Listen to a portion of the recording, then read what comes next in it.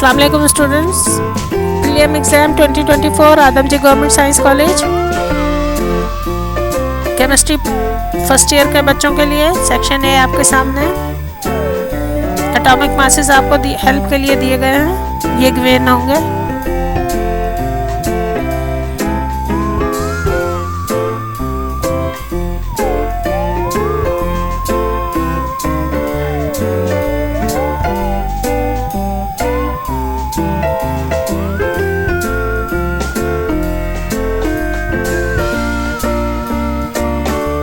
Section B short question answer 36 marks का 9 सवाल इसमें करने हैं आपको, हर एक के 4 नंबर हैं।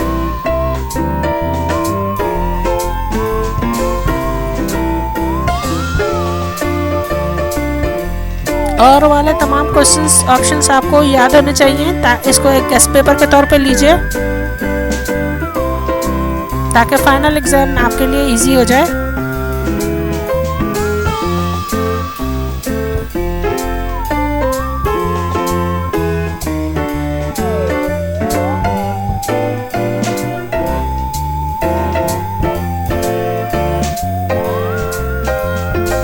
सेक्शन सी आपके पास डिटेल क्वेश्चन आंसर 32 मार्क्स का 2 सवाल करने के इनमें से 16 मार्क्स का एक सवाल है, हर सवाल के 2 पार्ट हैं।